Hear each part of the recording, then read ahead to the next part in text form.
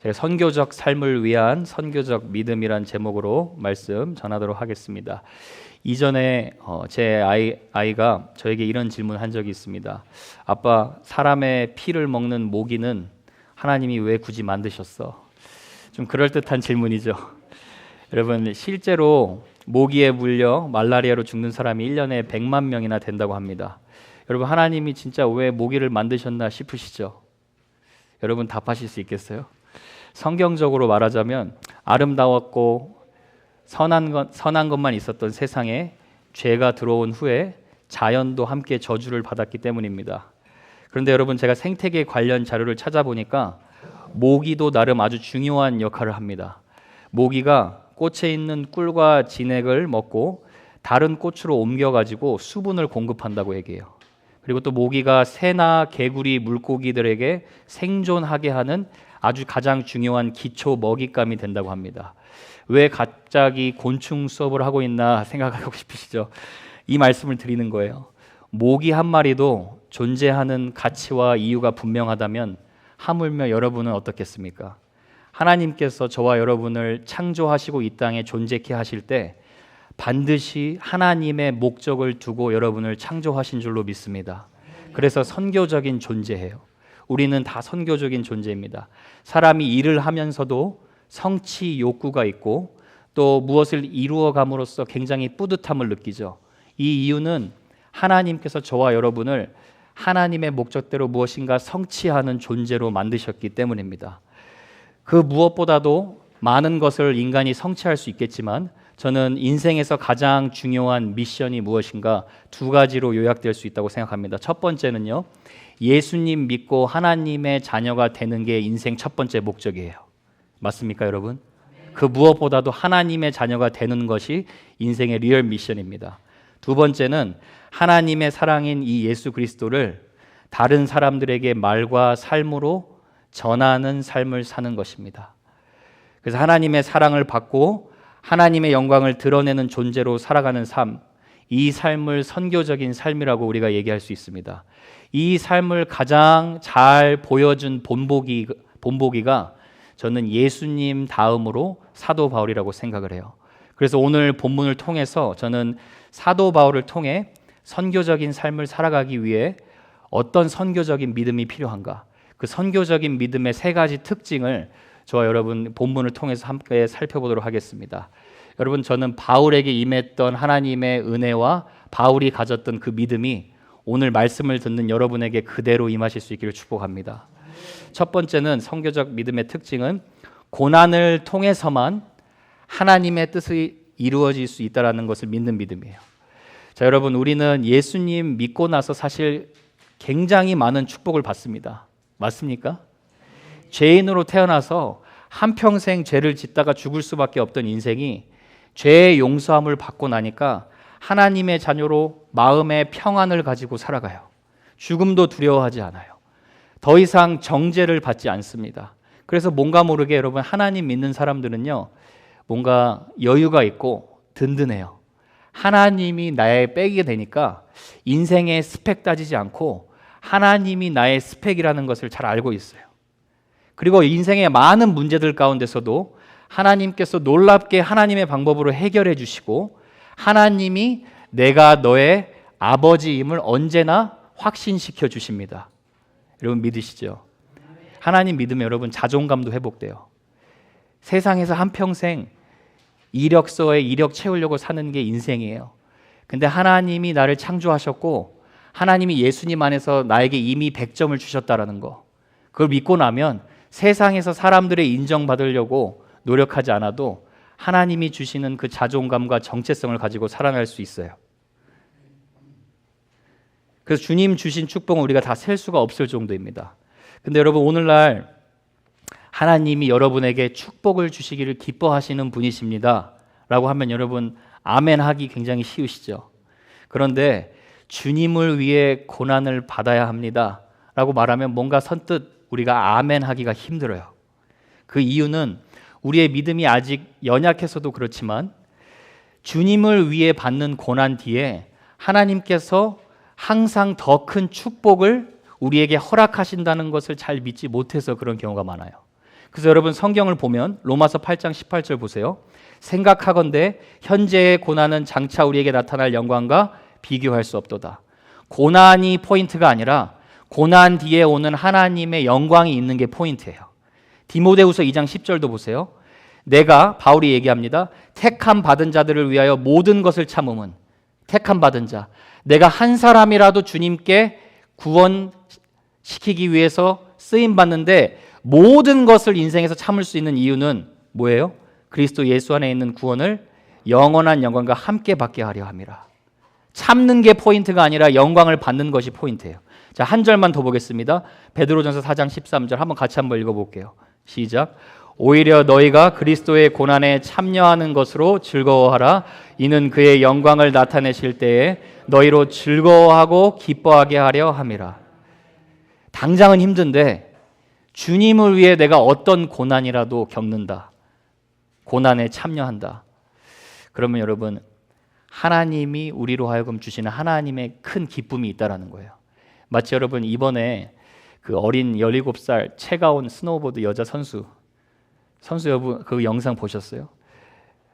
허리에 심을 닫고 수술을 하고 또 막상 경기에서 또 2번 넘어졌어요. 3번째 넘어지면 페일하는 거예요. 근데 그거 넘어지고 포기하지 않고 3번째에 해가지고 처음으로 우리나라에게 금메달을 가져다 줬어요. 그 순간에는요, 고통을 느끼는 것을 스스로 차단하고 경기 끝내고 내가 메달을 반드시 얻을 수 있다는 것에 집중을 하는 거예요. 여러분, 신앙생활도 비슷해요.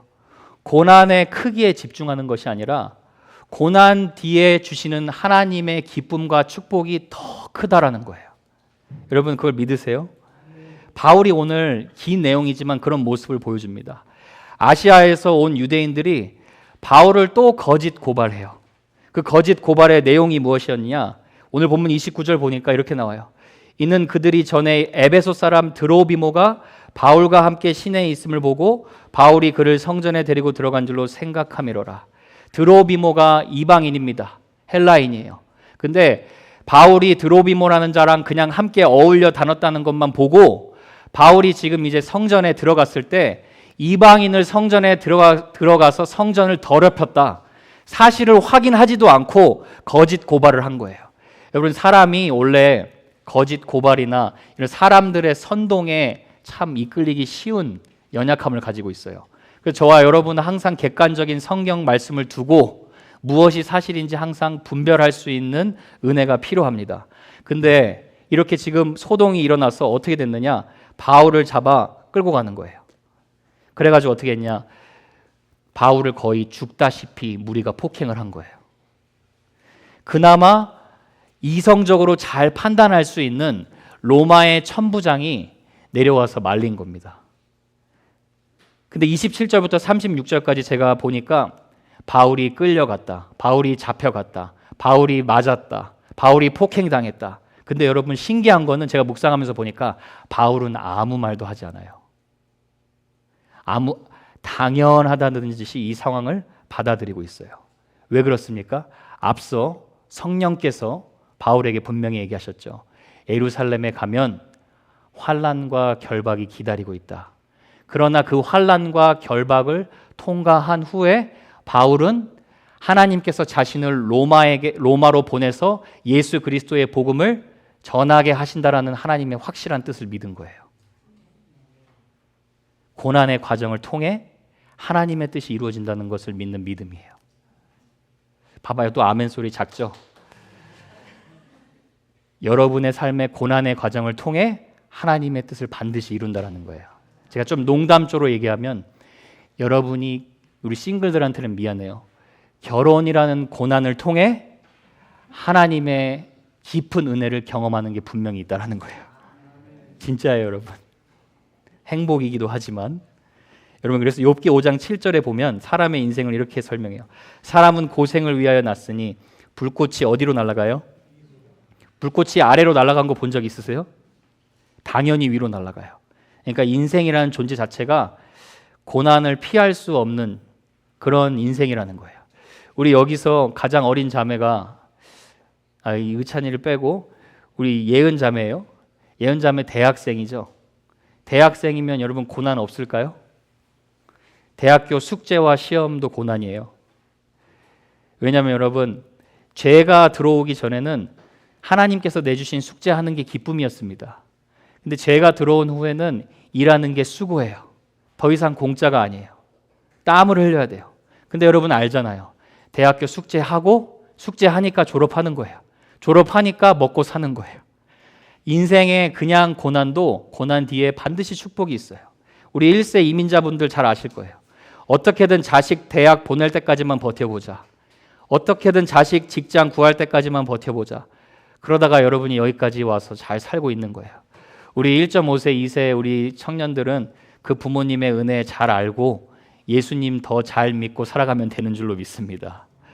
여러분 고난은 고통스러워서만 괴로운 게 아니라 고난의 의미를 해석할지 몰라서 괴로운 거예요. 바울은 알았어요.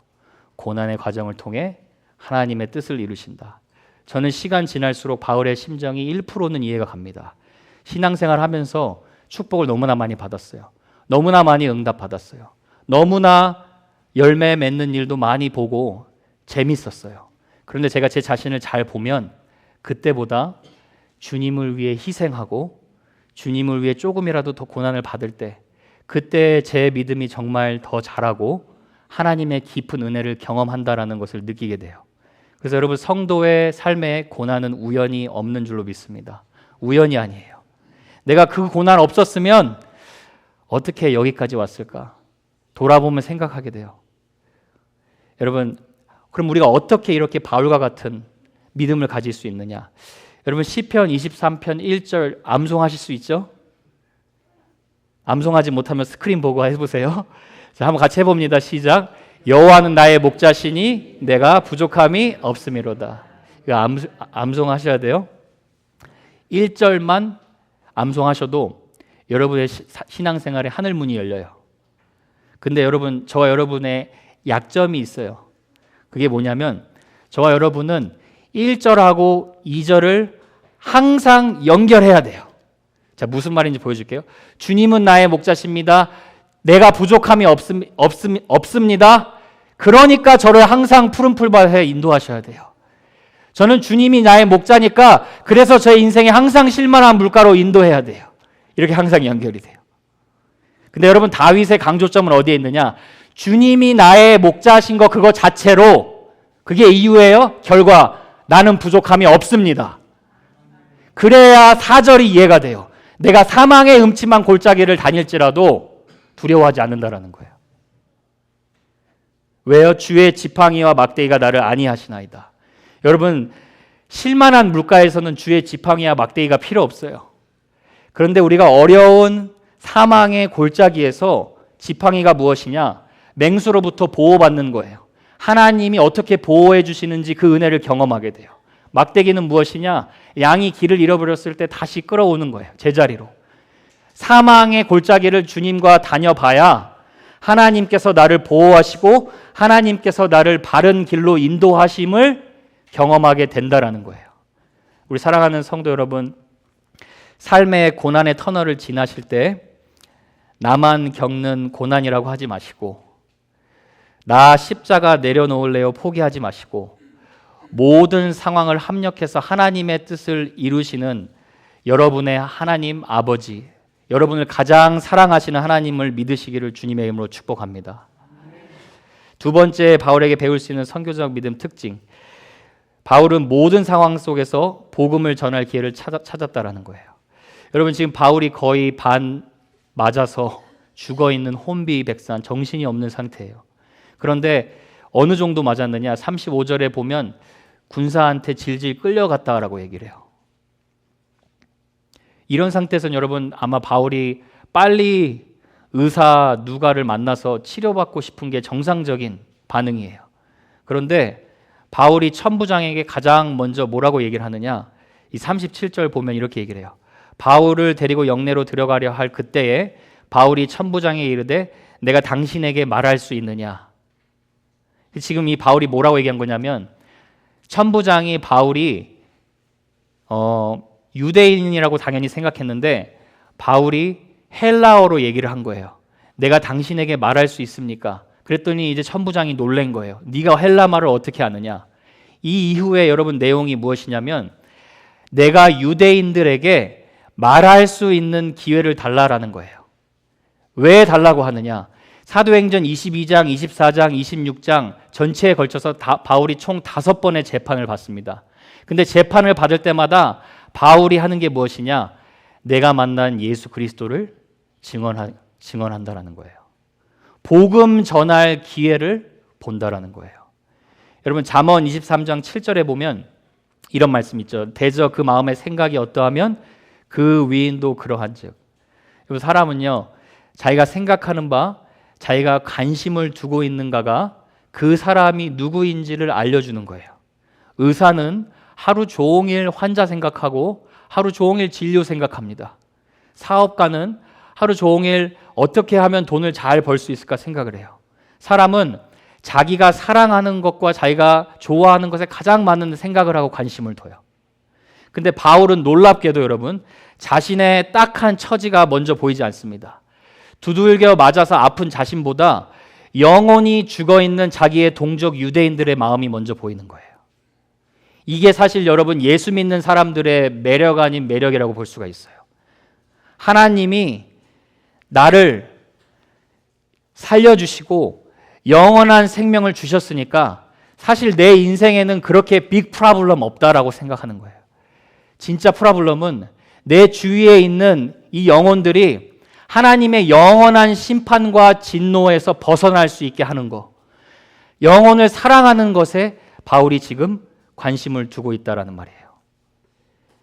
사랑하는 여러분, 여러분의 관심은 지금 어디에 있다고 생각하세요? 여러분 제가 말씀 준비하면서 한 목사님의 그 간증을 듣는데 목사님이 그랬대요. 내가 이제 예수님 믿었고 목회자 됐고 사역도 하고 그럼 어떻게 하면 이제 사역을 잘할 수 있을까? 교회를 잘 성장시킬 수 있을까? 늘 생각을 했대요. 근데 그런 생각만 하다 보니까 이 목사님이 갑자기 자기 마음이 우울해지더래요. 자기가 할 수 없는 걸 계속 생각하니까 자기 마음이 우울해지더래요. 그래서 생각했던 게 무엇이냐? 내가 하나님의 자녀로서 내가 영원한 생명을 얻었다라는 그 자체, 내가 하늘 소망을 품고 살아가는 그 자체를 잊어버리니까 이렇게 우울해지는구나.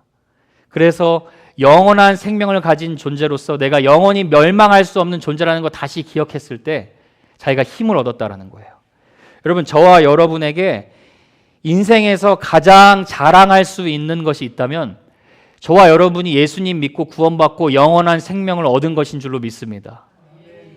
그 이해의 것은요 여러분 그럴 수도 있고 힘들 수도 있고 안 그럴 수도 있어요. 근데 우리가 영생의 소망 갖고 끝까지 살아가면 여러분 절대로 크게 흔들리지 않고 넘어지지 않아요. 그래서 여러분 위대한 설교자였던 크리소스톰이라는 분이 이런 말을 하셨어요. 죽은 자를 다시 살리는 것보다 죄인을 구원하는 것이 더 큰 능력이다. 다시 말할게요. 죽은 자를 다시 살리는 것보다 죄인을 구원하는 것이 더 큰 능력이다. 환자가 시한부 선고 판결을 받아서 다시 죽었다가 다시 살아나도 때가 되면 다시 죽어요. 그렇죠? 그런데 복음은 영원한 생명은 이 사람에게 하나님과 영원히 동행하며 하나님을 사랑할 수 있는 선물을 주는 거예요. 그게 바울의 관심사였다라는 거예요. 무엇을 먹든지 마시든지 하나님의 영광을 위하여 한다. 말은 쉽죠. 근데 이 말은 어떤 말이냐? 우리가 먹는 거, 우리가 일하는 거, 우리가 인생 살아가는 모든 것이 하나님 중심으로 돌아가야 된다라는 말이에요. 하나님이 나에게 재정의 축복을 허락하여 주시옵소서. 그러면 여러분 그 재정을 가지고 내가 하나님 나라를 위해 어떻게 써야 하는지 마음도 준비되어 있어야 돼요. 내가 하는 모든 것들이 예수 그리스도의 복음을 알리는 통로로 연결되어 있어야 돼요. 왜냐하면 여러분 주님이 가장 기뻐하시는 것이 영혼 구원이에요. 저와 여러분 이 땅에 남겨놓으신 이유가 예수님 닮아가는 거 그리고 예수님 전하는 거 그 두 가지 이유예요. 오늘 여러분 somehow 어떻게든지 내가 예수님을 다른 사람에게 전하는 그 관심이 전혀 사라졌다. 그럼 오늘 여러분 하나님께서 성령께서 여러분의 마음 가운데 하나님 아버지의 마음으로 잃어버린 영혼들을 바라보는 그 심정을 허락하여 주시옵소서. 이렇게 기도할 수 있는 저와 여러분 될 수 있길 바랍니다. 여러분 바울이 보세요. 환난을 통해서도 무슨 관심을 두고 있나? 고린도서 1장 4절에 보니까 우리의 모든 환난 중에서 우리를 위로하사 우리로 하여금 하나님께 받는 위로로서 환난 중에 있는 자들을 능히 위로하게 하시느니로다. 하나님께 받은 위로로 다른 사람 내가 하나님의 위로 전하려고 하나님이 환난 받게 하셨다라는 거예요. 6절도 보세요. 우리가 환난 당하는 것도 너희가 위로와 구원을 받게 하려는 것이다. 내가 환난 당하는 이유 하나님의 위로 받아서 당신이 구원받으면 됩니다. 그게 여러분 예수님의 마음이에요. 예수님이 이 땅에 왜 오셨어요? 죽으러 오셨어요. 저와 여러분이 영원히 살게 하시려고. 여러분 이 사명과 목적을 저와 여러분의 인생에 분명히 하고 살아갈 수 있기를 바랍니다. 때론 여러분 이 사명을 잃어버리면 하나님이 우리 요나처럼 물고기 뱃속에 보낼 때가 있어요. 왜냐하면 이것 때문에 우리가 이 땅 살아가는 건데 하나님의 사명 잃어버리면 하나님이 물고기 뱃속에 보내서라도 저와 여러분을 선교지인 니느웨로 보내시는 은혜를 허락해 주세요. 여러분 100만 명에게 복음을 전한 미국 무디 목사님의 이야기가 있어요. 무디 목사님이 대형 집회에서 설교하신 후에 설교를 마치면서 그렇게 말한 적이 있으시대요.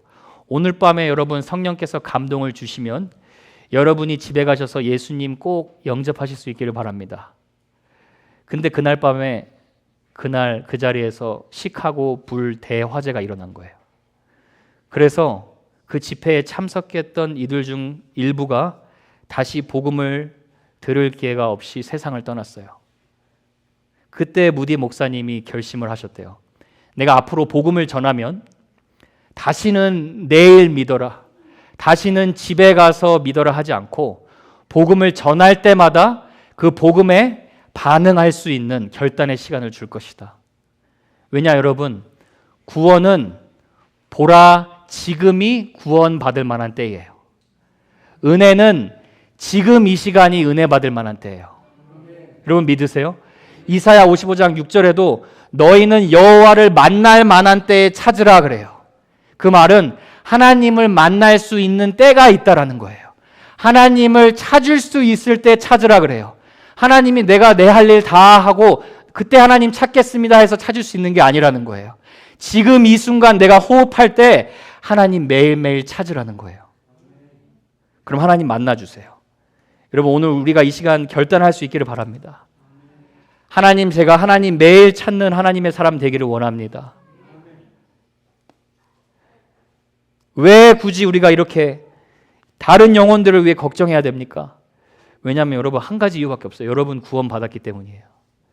하나님은 하나님의 일을 구원받은 하나님의 자녀를 통해서 일하세요.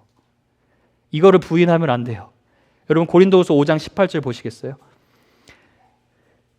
모든 것이 하나님께로 났으며 그가 그리스도로 말미암아 우리를 자기와 화목하게 하시고 또 누구에게 주셨어요?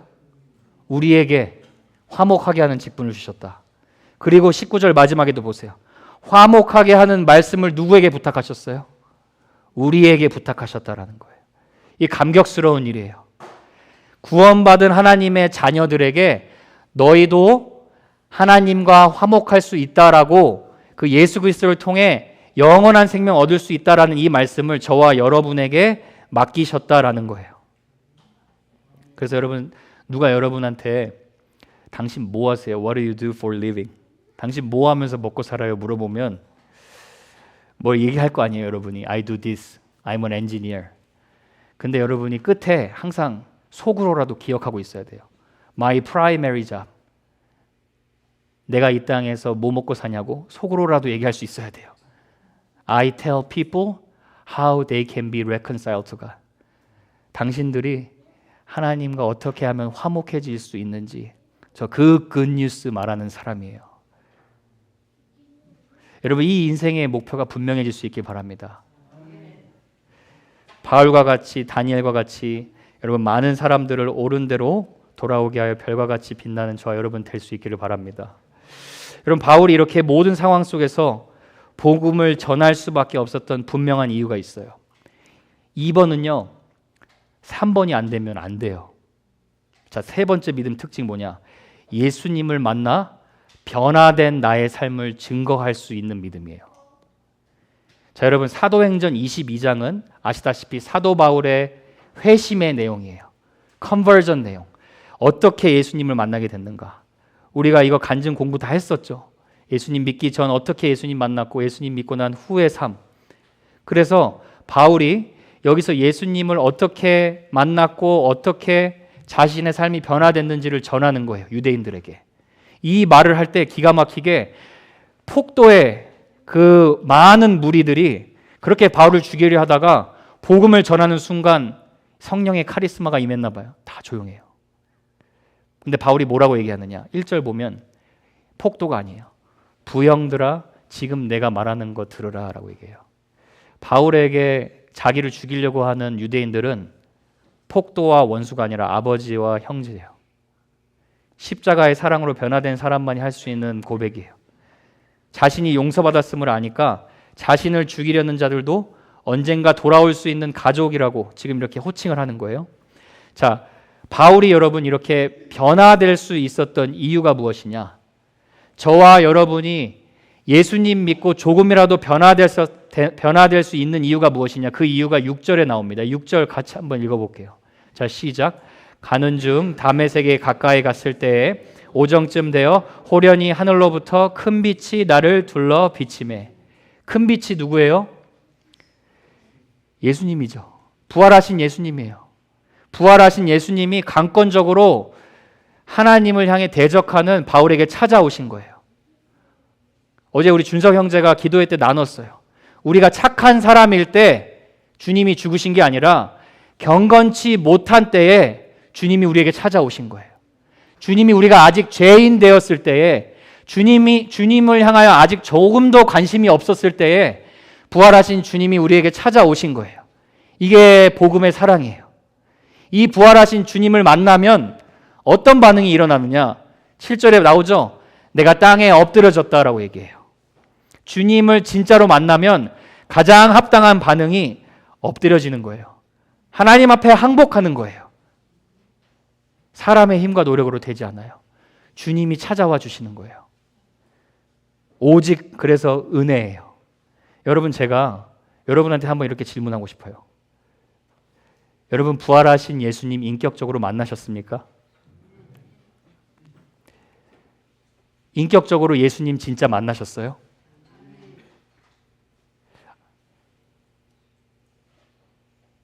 여러분, 주일날 교회 출석해서 구원받는 거 아니에요. 기독교 가정에서 태어난다고 해서 자동으로 크리스찬 되는 거 아닙니다. 나를 사랑하사 나를 위하여 자기 자신을 내어주신 하나님, 이 하나님을 만나야 진짜 구원받는 거예요. 여러분, 예수님을 만나는 게 구원인 줄 믿습니다. 예수님을 만난 사람은 어떻게 고백하느냐? 3절에 일단 보면 자신의 배경을 얘기해요. 나는 이렇게 유대인으로 컸고 가말리엘 문화에서 좋은 교육을 받았어요. 또 하나님께 대하여 열심히 있었던 사람입니다 얘기해요. 근데 바울이 하나님께 대한 그 열심이 잘못된 열심이라는 것을 고백해요. 4절에 보세요. 내가 이 돌을 박해했다. 내가 십자가의 그 길을 박해해서 크리스찬을 죽이기까지 하고 옥에 남녀들을 넘겼다. 자, 여러분, 예수님 만난 사람의 첫 번째 특징이 무엇이냐?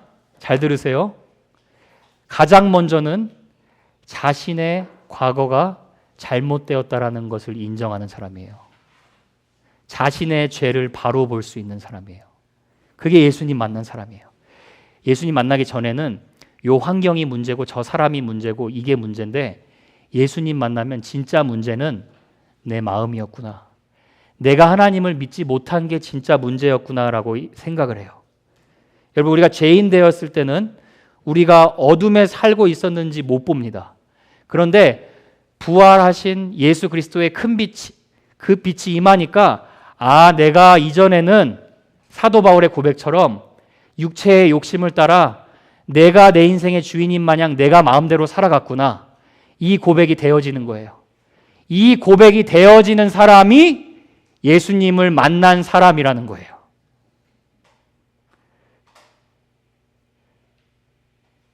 그래서 여러분, 예수님을 만나 변화된 모든 사람은 정말 나 같은 죄인 살리신 주 은혜 놀라워라는 찬양을 할 수 있어요. Amazing grace, how sweet the sound that saved a wretch like me. 내가 죄인이라는 것이 인정되어지니까 십자가의 은혜가 보이는 거예요. 오늘날 여러분, 복음이 아름답게 보이지 않는 이유, 오늘날 여러분, 복음이 사소한 것으로 여겨지는 이유, 매트 베이커라는 신학자가 그 이유를 인본주의적 복음 때문이라고 얘기를 해요. 자, 여러분, 인본주의적 복음은 무엇이냐? 복음을 가지고 인간의 행복, 인간의 욕구 충족, 심리적 만족을 최우선으로 삼는 변질된 가르침이 인본주의적 복음이에요. 그러니까 이 복음은 하나님의 영광, 죄, 십자가의 중심이 아니라 사람 중심으로 가르치니까 죄를 사소한 것으로 여기게 만들어요. 그래서 죄를 지적해서 회개하고 주님께 진짜 돌아와서 만나기보다 위로, 긍정적인 생각 이런 것들로 변질시키니까 복음을 만나지 못한 너무나 많은 종교 위선자들이 교회 안에 많은 거예요. 그러니까 평생 Amazing Grace, 나 같은 죄인 살리신 주 은혜 놀라와 모를 수가 있어요. 여러분, 복음은요, 나의 죄로부터 구원받는 거예요. From where? From my sin. 그리고 to, 나의 죄로부터 구원받아서 하나님의 뜻대로 순종할 수 있는 삶까지 이어지는 것이 구원의 복음의 능력인 줄 믿습니다. 제가 여러분 절대 여러분 치는 설교하는 거 아니에요. 요새는 개척교회 치는 설교하면 사람들 안 온다 그래요. 여러분, 치는 설교가 아니라 제가 예수 그리스도의 복음, 이 복음은 내 삶을 변화시킬 수밖에 없는 진짜 구원의 능력이라는 거 여러분에게 확신시켜 드리는 거예요. 디도서 2장 14절 잘 보세요. 그가 우리를 대신하여 자신을 주심은 모든 불법에서 우리를 속량하시고, 자, 구원 받았으면 어떻게 되느냐? 우리를 깨끗하게 하사 어떻게 돼요? 선한 일을 열심히 하는 자기 백성이 되게 하려 하십니다. 그러니까 예수님 만났다? 인생이 변화될 수밖에 없어요. 여러분 믿으십니까? 옆에 사람들한테 물어보면 돼요. 지금 한번 물어보세요. 나 예수님 믿고 변화됐냐고.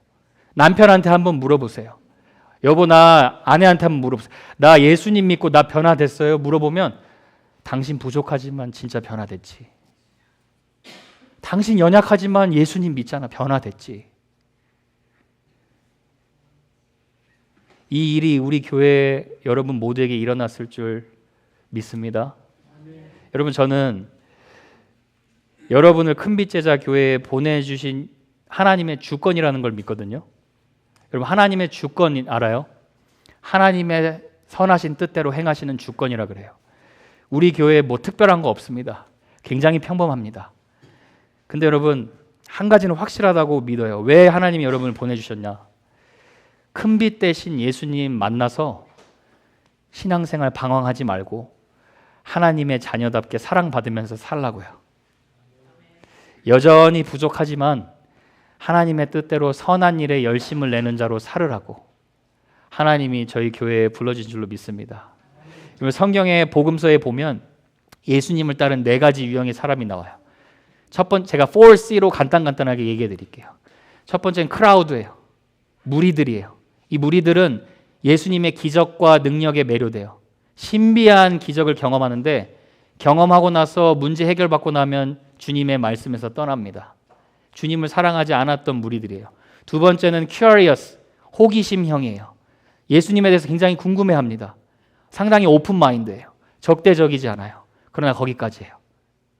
자, 세 번째는 convinced, 설득당한 형이에요. 주님의 말씀 굉장한데?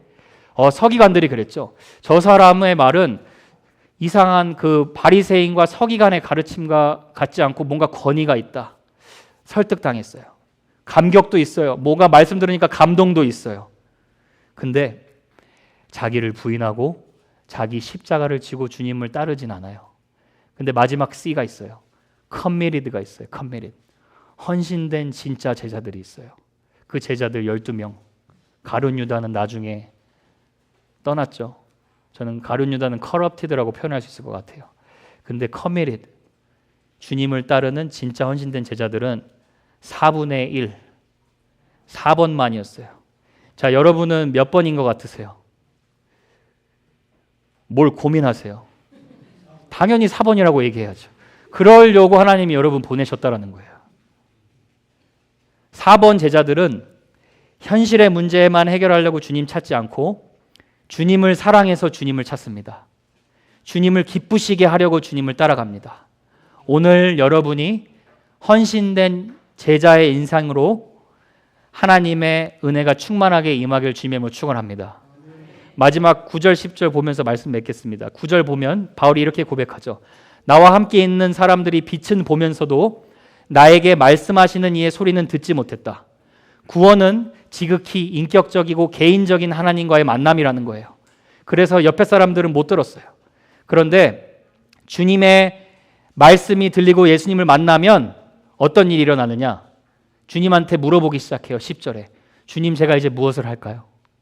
제가 이제 주님 뜻대로 어떻게 살까요? 그럼 거기서 끝나지 않아요. 주님이 너가 해야 될 모든 거 알려주신대요. 구원했으니까 앞으로 구원받은 자녀답게 어떻게 살아가야 할지 주님이 말씀을 통하여 다 알려주신다라는 거예요. 이게 여러분 선교적 인생입니다. 말씀을 정리해 보면 바울이 여러분 천국 가기 위해서 선교적 삶을 사는 게 아닙니다. 천국을 이미 소유했기 때문에 천국을 소개하는 삶을 사는 자임을 믿습니다. 저와 여러분 또한 천국을 이미 소유한 자로서 그랬기 때문에 천국을 소개하는 자로 살아간 줄로 믿습니다. 여러분, 저와 여러분 만왕의 왕이신 하나님의 자녀입니다. 세상에 부럽지 않을 영생의 소망을 가진 자입니다. 작고 협착하여 많은 사람이 이 길 걸어가지 않아요. 좁은 문 좁은 길이에요. 그런데 하나님의 음성 말씀 들으시면 돼요. 그래도 내가 너를 택해서 이 많은 이방인들 가운데 택한 너는 나의 그릇이고 너는 사랑하는 내 아들이다. 너는 사랑하는 내 딸이다. 그 하나님 사랑 확신하고 살아간다면 저와 여러분도 선교적 믿음 붙들고 선교적인 삶을 살아갈 수 있을 줄로 믿습니다. 이번 한 주도 그렇게 복된 하나님의 선교적 인생 살아갈 수 있기를 주님의 이름으로 축원합니다. 우리 잠깐 기도하겠습니다.